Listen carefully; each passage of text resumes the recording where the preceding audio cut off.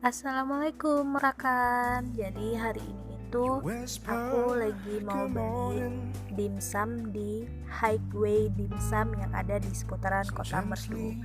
Nah, posisinya itu dia pas di bundaran Kota Merdu. Nah, di sini tuh dimsum mulai dari harga 2000-an.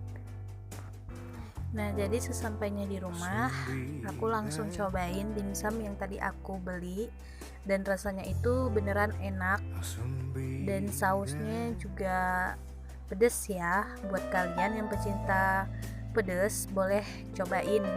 Nah, ini tuh adik aku yang lagi nyoba juga dan rasanya bener-beneran enak. Aku nggak bohong, kalian wajib coba.